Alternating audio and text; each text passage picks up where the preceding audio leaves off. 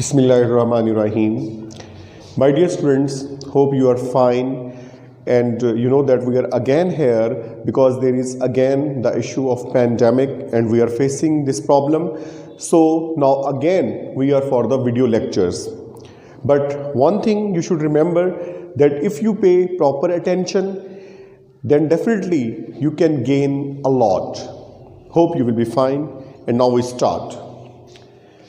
جی ہمارا آج کا جو عنوان ہے یہ ہے پریزیڈنٹ آف پاکستان یعنی صدر پاکستان.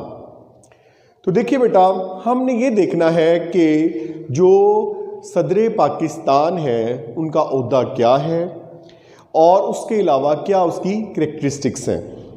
اس کے بعد جو نیکسٹ ٹاپک آئے گا وہ آئے گا صدر پاکستان کے اختیارات یا پاورز آف پریزیڈنٹ، وہ ہمارا نیکسٹ ٹاپک ہوگا. ابھی صرف ہم نے اس کے فیچرز دیکھنے ہیں کہ کیا کیا کچھ صدر پاکستان کے عہدے میں ان کی جو کوالیفیکیشن یا اہلیت کیا ہے، یا اس کے ساتھ ساتھ جو ہے باقی ان کے جو ہے الیکشن کس طرح سے ہوتا ہے، قائم مقام ان کی جگہ پر کون ہوتا ہے، یہ ہم نے سارا ڈسکس کرنا ہے. آپ لوگوں نے پوری توجہ دینی ہے، آپ لوگوں نے پوری طرح سے سمجھنا ہے، اور انشاءاللہ یہ جیسے ہی آپ غور کریں گے یہ تمام کے تمام پوائنٹس آپ کے ذہن میں بیٹھتے چلے جائیں گے. پھر بھی کوئی مسئلہ ہو تو آپ مجھ سے کویسچن کر سکتے ہیں کسی بھی صورت میں. جی دیکھتے ہیں ہم کہ جو صدر پاکستان ہے، جب 18th امینڈمنٹ ہوئی اس سے پہلے کیا سسٹم تھا کہ جو ہمارا آپ دیکھتے ہیں کہ جو صدر پاکستان ان کے پاس بہت وسیع اختیارات تھے، لیکن کانسٹیٹیوشن میں جب ہمارا اب کانسٹیٹیوشن چل رہا ہے، آئین چل رہا ہے ہمارا 1973 کا یا کانسٹیٹیوشن آف 1973، اس میں جب 18th امینڈمنٹ کی گئی تو اس میں جو صدر کے اختیارات تھے، بہت وسیع اختیارات، وہ واپس لے لیے گئے اور کیا کر دیا گیا، اس کو جو ہے وہ وزیر اعظم کے مشورے کا پابند کر دیا گیا. کیونکہ ہم نے 18th امینڈمنٹ کر کے 18ویں ترمیم کر کے ہم نے آئین کو جو ہے پھر پارلیمانی تقاضوں کے مطابق جو ہے اسے سیٹ کر دیا.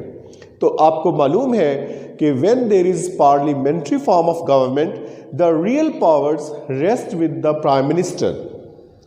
And Prime Minister is the head of the government while the head of the state is President. تو ہم آگے دیکھتے ہیں. اب اس کے بعد ہم دیکھتے ہیں کوالیفیکیشن کہ صدر پاکستان یہاں پریزیڈنٹ آف پاکستان اس کی اہلیت کیا ہے. آپ کو معلوم ہے کہ 1973 کے آئین میں یہ طے کر دیا گیا تھا کہ صدر اور وزیر اعظم دونوں کا مسلمان ہونا لازمی ہے. اسی کے تحت جو صدر پاکستان ہے، نمبر 1 تو یہ ہے کہ مسلمان ہونا چاہیے، ان کے لیے مسلمان ہونا ضروری ہے. اگر کوئی اور ریلیجن سے ان کا تعلق ہے تو وہ صدر پاکستان نہیں بن سکتا ہے، ان کی یہ ڈسکوالیفیکیشن ہو جائے گی. اس کے بعد ایج کے لیے کیا گیا ہے کہ 45 سال، جو 45 ایئرس ایج وہ ہونی چاہیے، 45 سال سے عمر کم نہ ہو.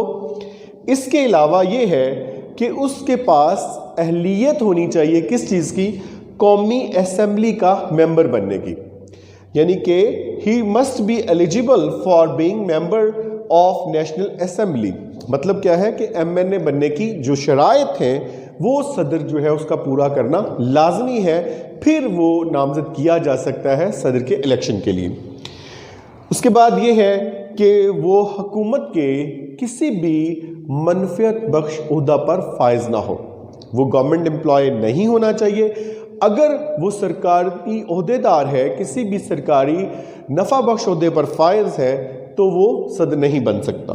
اور 5واں جو ہے کہ وہ ذہنی اور جسمانی طور پر مفلوج نہیں ہونا چاہیے، مطلب یہ کہ مینٹلی یا فزیکلی وہ ڈسیبلڈ نہیں ہونا چاہیے. ٹھیک ہے جی. اب اس کے بعد ہم دیکھتے ہیں صدر پاکستان کا الیکشن کس طرح سے کیا جاتا ہے.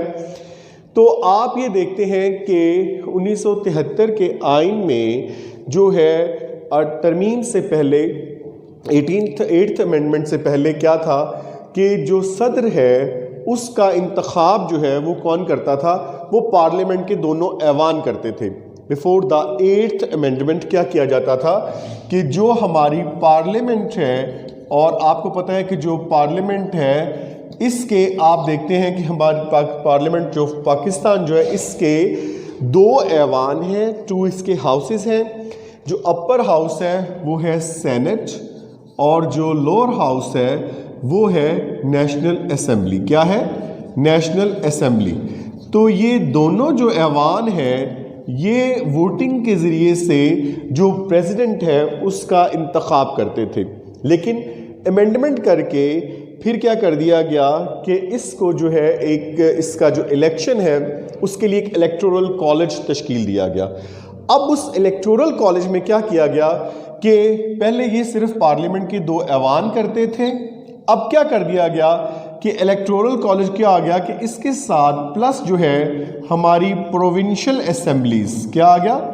پروونشل اسمبلیز یعنی صوبائی اسمبلیاں جو ہیں ان کا بھی ان کے ساتھ شامل کر دیا گیا.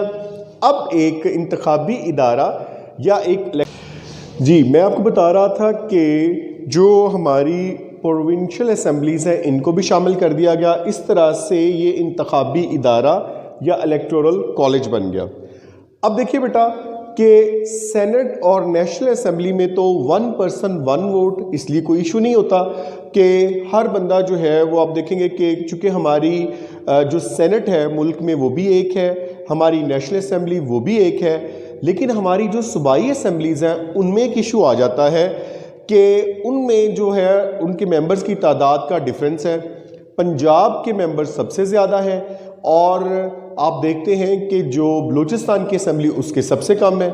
اب اس کے لیے کیا کیا گیا؟ اس کے لیے ایک پرپورشن کا اصول نکالا گیا.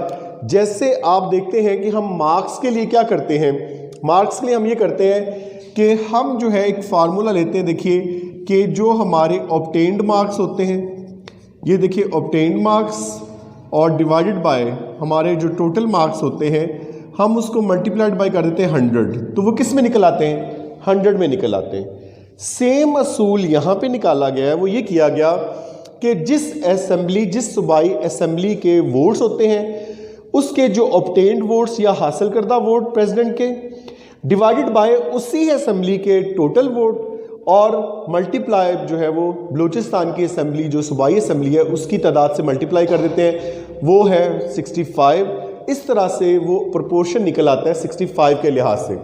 مثلاً جیسے آپ کی بک کے اندر ایک ایگزامپل دی گئی ہے کہ ایک پریزیڈنٹ نے سپوز الیکشن میں ووٹ حاصل کیے 241 اور یہ ہے پنجاب اسمبلی میں. کس میں؟ پنجاب اسمبلی میں 241 ووٹ حاصل کیے اور ڈیوائڈڈ بائی اس کے جو آپ کو پتہ ہے پنجاب اسمبلی کے ٹوٹل ووٹس ہیں 371 ملٹی پلائڈ بائی کیا ہے یہ بلوچستان اسمبلی اور اس کے کیا ہے 65. اب یہ ایکول کس کے آ جائے گا؟ 65 میں سے نکل کر آ جائے گا تو وہ ووٹ بنتے ہیں یہ 40. کتنے بن جاتے ہیں؟ 40. اگر آپ اس کو اس پہ ڈیوائڈ کریں ملٹی پلائڈ بائی 65 کریں تو یہ 40 ووٹس نکل آتے ہیں. تو یہ جو سٹائل ہے اس کو ہم بولتے ہیں الیکٹورل کالج. اور اس طرح سے جو صوبائی اسمبلیاں ہیں یا ہماری پروونشل اسمبلیز ہیں ان کو ہم نے اس طرح سے جو ہے وہ سیٹنگ کر دی ہے. آپ کے لیے کلیئر ہو گیا؟ اسی طرح سے اگر سندھ اسمبلی ہوگی تو سندھ اسمبلی کے obtained ووٹس پریزیڈنٹ کے ڈیوائڈڈ بائی سندھ اسمبلی کے ہی اس کے جو کل ووٹ ہیں. اسی طرح سے کے پی کے میں بھی یہ آ جائے گا کہ obtained ووٹس اور کے پی کے ہی جو کل ووٹ اور ملٹیپلائڈ بائی 65 اور بلوچستان میں جتنے وہ حاصل کرے گا وہی رہیں گے کیونکہ وہ آلریڈی ہی 65 میں سے ہیں. تو اس طرح سے یہ مسئلہ حل کر دیا گیا. اس کے بعد بیٹا نیکسٹ آتا ہے امپیچمنٹ یا جس کو ہم مواخذہ بولتے ہیں صدر کا، یعنی صدر پاکستان کو برطرف کیسے کیا جاتا ہے.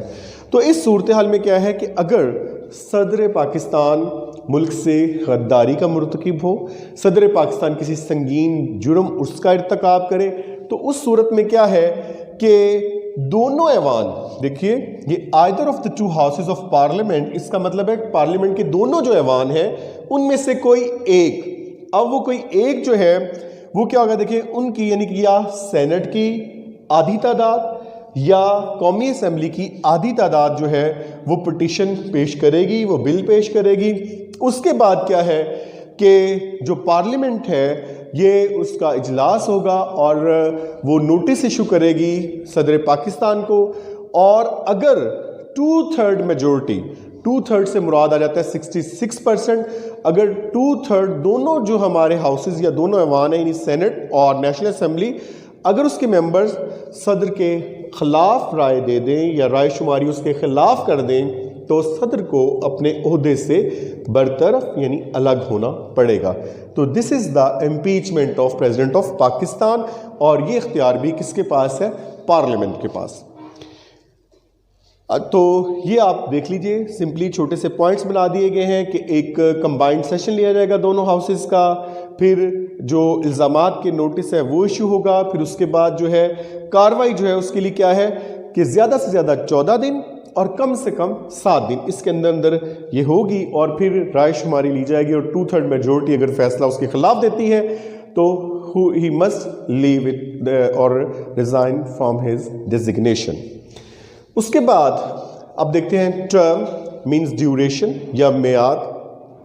सदर पाकिस्तान के ओहदे की मियाद आपको पता है कि जैसे हमारी जो नेशनल असेंबली है वो 5 साल के लिए मुंतखब होती है, ऐसे ही सदर पाकिस्तान जो है वो 5 साल के लिए मुंतखब होता है। लेकिन कोई भी सदर जो है वो 2 मुसलसल जो मियाद है वो उसके बाद आगे सदर नहीं रह सकता सदर पाकिस्तान। मतलब कि अगर एक बार सदर बन गया तो दूसरी बार मुसलसल वो अगर बना है, दूसरी बार वो बन गया तो ठीक है, तीसरी बार वो नहीं बन सकता कंटिन्यूसली या मुसलसल।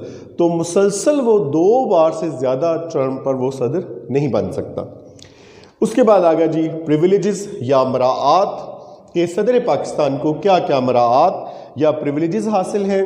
तो प्रिविलेजेस या मराआत क्या होती हैं कि जो उसको फैसिलिटीज़ हासिल होती हैं, जो उसको बाकी मामला से एक्सेप्शन हासिल होती है, वो कौन सी हैं? उसमें ये है, एक तो उसके ख़िलाफ़ सदारत के दौरान कोई भी फौजदारी या दीवानी कार्रवाई नहीं की जाती।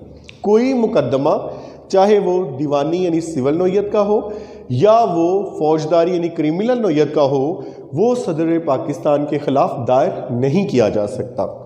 उसके अलावा अगर आप उसकी मराद देखें तो ये है कि एक बहुत बड़ी जो है सरकारी ख़जाने से उसको तनख्वाह दी जाती है, means big amount of salary he receives from the government. उसके अलावा क्या है, बहुत सारे या मुतअद्दद उसको अलाउंसेस मिलते हैं और उनको तय जो है वो पार्लियामेंट करती है। तो सदर पाकिस्तान के जो भी उसको हासिल है मराआत, उसको जो हासिल है अलाउंसेस वगैरह, सैलरी, इस सब की जो सेटलमेंट है वो पार्लियामेंट करती है। उसके अलावा उसे ट्रांसपोर्ट की सहूलत होती है हासिल, एक बहुत बड़ा सेक्रेटेरिएट मिलता है, एक बिग प्रेसिडेंट हाउस मिलता है, और इसके अलावा बहुत ज़्यादा शान और शौकत उसको मिलती है। Definitely because he is the president of Pakistan, he is the head of the state. उसके बाद देखिए नंबर नेक्स्ट आ गया last point, that is acting president, कि अगर सदर पाकिस्तान अवेलेबल नहीं है, मौजूद नहीं है किसी भी सूरत में, बीमारी की सूरत में, मुल्क में से बाहर किसी दौरे की सूरत में जाने की सूरत में, अगर वो मौजूद नहीं है तो उनकी जगह पर जो कायम मुकाम सदर या एक्टिंग प्रेसिडेंट जो है वो हासिल होता है, या तो अख्तियार हासिल होता है first of all chairman of senate. आपको पता है कि सेनेट हमारा परमानेंट इदारा है, उसका जो सरबराह है वो चेयरमैन सेनेट कहलाता है, और सदर की गैर मौजूदगी में जो कायम मुकाम सदर है वो बनता है कौन? Chairman senate. अगर किसी वजह से ऐसी सूरत में चेयरमैन सेनेट भी अवेलेबल ना हो तो फिर जो है जो एक्टिंग प्रेसिडेंट या जो कायम मुकाम सदर है वो बनाया जाता है स्पीकर ऑफ नेशनल असेंबली। तो ये थे जी सारे फीचर्स प्रेसिडेंट ऑफ पाकिस्तान के। होप आपने इसको गेन किया, आप इसे अंडरस्टैंड करेंगे और आप जो है इसको अच्छी तरह से पढ़ेंगे। बुक्स आपके पास अवेलेबल है, पूरा उसको ध्यान से पढ़िए, समझिए, और कोई भी अगर पॉइंट नहीं आता तो you can ask question. I am always available for my students. Thank you very much. Stay blessed.